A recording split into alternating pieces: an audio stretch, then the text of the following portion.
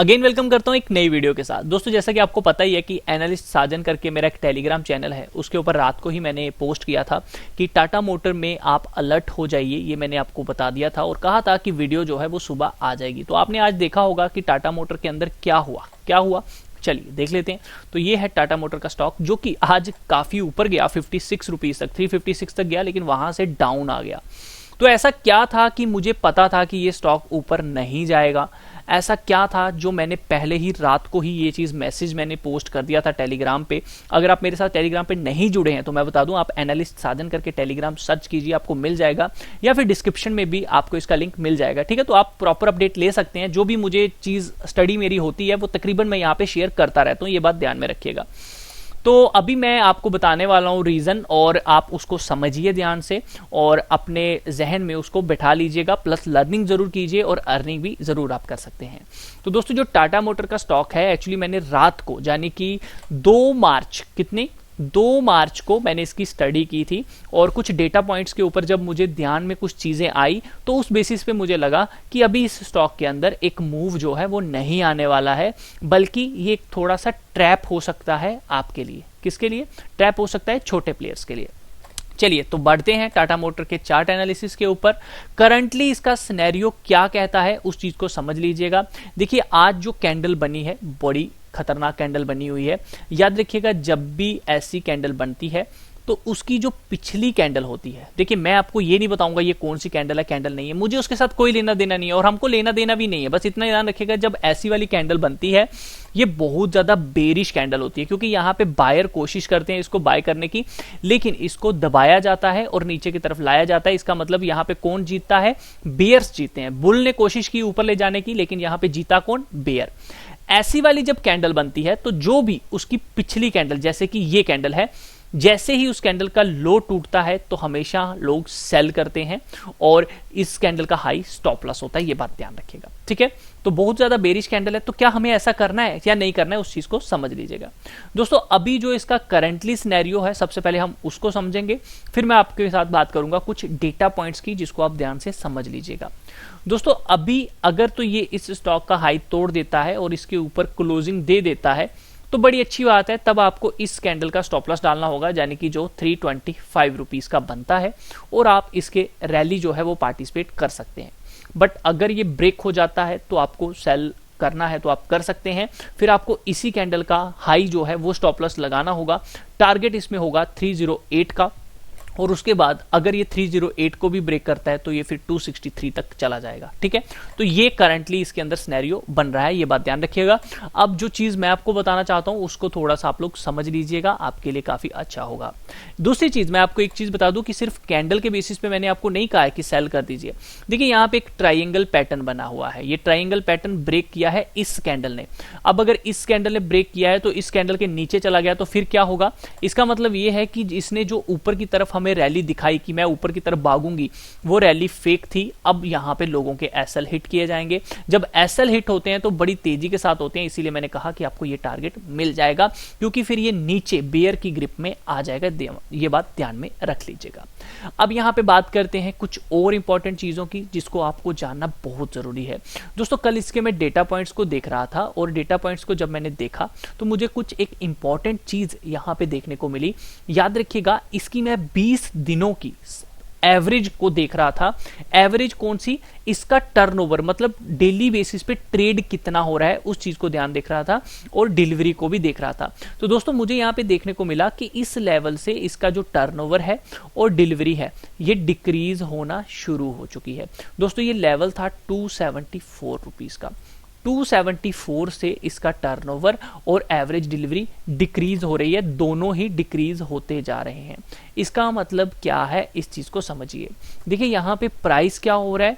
Price increase हो रहा है, डिलीवरी परसेंटेज इंक्रीज हो रही है। इसका मतलब प्राइस ऊपर जा रहा है, लोग डिलीवरी भी उठा रहे हैं, बड़ी अच्छी बात है। लेकिन यहां पे टर्नओवर इंक्रीज नहीं हो रहा है। इसका मतलब ये है कि लोग जो डिलीवरी उठा रहे हैं वो स्मॉल प्लेयर हैं। याद रखिएगा, बिग प्लेयर ने जो इसकी डिलीवरी उठाई थी, बिग प्लेयर जो इसके अंदर इंटरेस्ट दिखा रहे थे, वो कहां तक थे? वो थे रुपीस तक। कहां तक थे? 274 तक। उसके बाद इसके अंदर बिग प्लेयर थोड़ी सी अपनी जो मूवमेंट है वो कम कर चुके हैं, ये बात ध्यान रखिएगा। थोड़ी नहीं, बहुत ज्यादा, आप लोग यहां पे देखिए बहुत ज्यादा कम कर चुके हैं। तो अभी करंटली इसके अंदर बिग प्लेयर एक्टिव नहीं है, ये बात ध्यान रखिएगा। मैं 3 दिनों की एवरेज के हिसाब से भी देख रहा था, तो यहां पे देखने को ये मिल रहा है कि प्राइस ऊपर जाता है, डिलीवरी परसेंटेज इंक्रीज होती है, बड़ी अच्छी बात है। लेकिन ये डिलीवरी कौन उठा रहा है? ये स्मॉल प्लेयर डिलीवरी उठा रहे हैं, बड़े प्लेयर इसमें इंटरेस्ट नहीं दिखा रहे हैं। आप देखिए 3 दिनों के हिसाब से यहाँ पे ये है, यहाँ आप कह सकते हो कि एंट्री हुई होगी, यहाँ पे थोड़ी सी प्रॉफिट बुकिंग आप कह सकते हो, सॉरी ये ब्रेकआउट होगा, ये एंट्री होगी, यहाँ पे प्रॉफिट बुकिंग की गई है, ठीक है। तो तकरीबन बिग प्लेयर्स यहाँ पे 3 दिनों के बेसिस पे भी आप देखेंगे तो अपनी जो पोजीशन है वो क्लोज कर चुके हैं या फिर वो इंटरेस्ट नहीं दिखा रहे हैं। आप देखिए यहाँ पे हमारा क्या हो रहा है, एवरेज डिलीवरी इंक्रीज हो रही है, एवरेज टर्नओवर इंक्रीज नहीं हो रहा है। ये बात थोड़ी सी चिंताजनक है, ये बात ध्यान में रखिएगा, ठीक है। ये चीज मुझे देखने को मिली है इसके अंदर, और मुझे लगता है कि इस स्टॉक के अंदर अभी एक बिग रैली अगर आप एक्सपेक्ट कर रहे हो तो वो नहीं देखने को मिलेगी।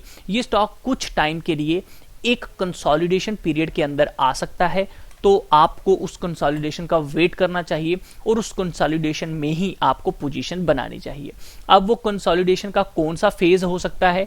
मेरे हिसाब से इसको कंसोलिडेशन करनी चाहिए 263 से लेकर 308 के बीच में, या फिर 308 से लेकर ये 340 के बीच में। इन दो, याद रखिएगा, 340 से लेके 300 के बीच में, 300 से लेके 263 के बीच में। अब देखना होगा ये कहां पर टिकता है, ठीक है। तो ये कंसोलिडेशन फेज है, मैं एक्सपेक्ट करता हूं कि 263 तक आ जाए तो बड़ी अच्छी बात है, वहां पे बाय करना सही रहेगा।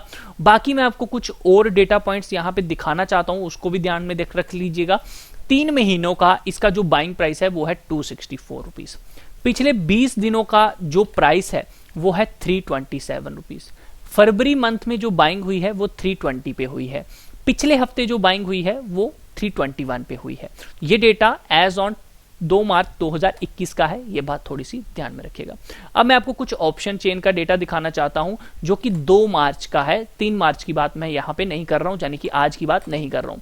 तो आप लोग देखेंगे सबसे ज्यादा हाईएस्ट ओपन इंटरेस्ट आपको 350 की कॉल पे दिख रहा है। इसका मतलब ये है कि कहीं ना कहीं 350 के ऊपर ये स्टॉक नहीं जाने वाला है, ये बात ध्यान में रख लीजिएगा। वहीं बात करूं अगर पुट राइटर कहां पे सबसे ज्यादा एक्टिव हैं, तो आपको देखने को यह मिलेगा कि जो सबसे ज्यादा पुट राइटिंग की जा रही है वो है 320 पे। तो मैंने आपको क्या कहा, 327 एक स्टॉप लॉस लेके चलिए, जो कि वो कैंडल बता रही है।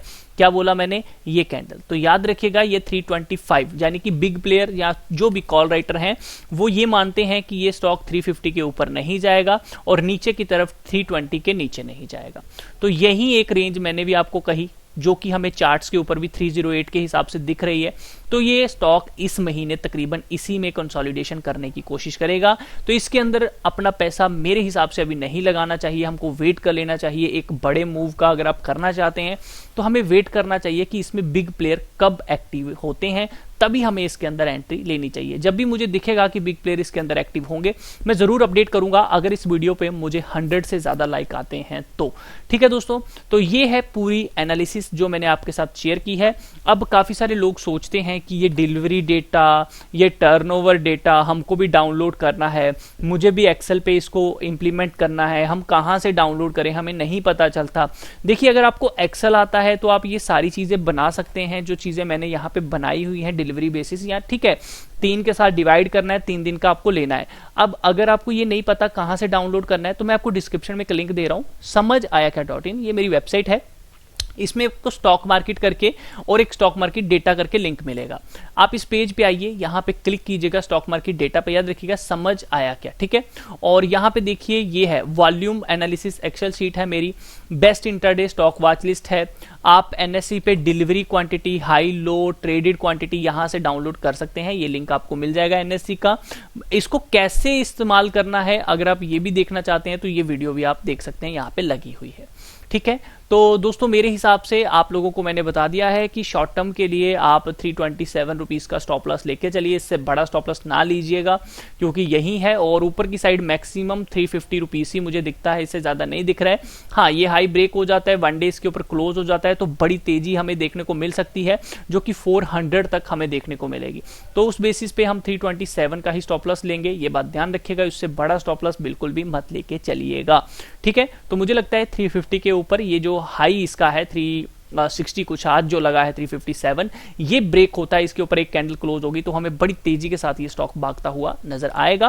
फिलहाल के लिए बिग प्लेयर के हिसाब से हमें चलना चाहिए, बिग प्लेयर अभी इसमें बिग मूव पॉसिबल नहीं मान रहे हैं, वो अपनी एंट्री नहीं दिखा रहे हैं, तो हम लोगों को यहाँ पे वेट कर लेना चाहिए। चलिए दोस्तों, मिलता हूँ नेक्स्ट वीडियो में, तब तक के लिए अपना ख्याल रखिए। ये वीडियो कैसा लगा मुझे कमेंट करके जरूर बताइएगा। इसी तरह की और वीडियोस पाने के लिए चैनल को सब्सक्राइब जरूर करें, और वीडियो अच्छा लगा है तो लाइक एंड शेयर करना बिल्कुल मत भूलिएगा अपने दोस्तों के साथ, ताकि हमारे साथ और भी लोग जुड़ सकें और अपना एनालिसिस जो है वो उन तक भी पहुंच पाए। बाकी अपने सलाहकार जो भी फाइनेंशियल एडवाइजर्स हैं उनसे पूछकर ही कोई भी स्टॉक में आप इन्वेस्टमेंट कीजिएगा, ताकि आपको कोई भी नुकसान ना हो। ये मेरी स्टडी, मेरा पर्सनल एक्सपीरियंस है जो मैंने आपके साथ शेयर किया है। अगर आपको अच्छा लगे तो आप इंप्लीमेंट कर सकते हैं, अदरवाइज अपने फाइनेंशियल एडवाइजर से पूछ कर ही कोई भी चीज़ कीजिएगा, क्योंकि रिस्क आप सबका है। मिलता हूं नेक्स्ट वीडियो में, तब तक के लिए अपना ख्याल रखिए।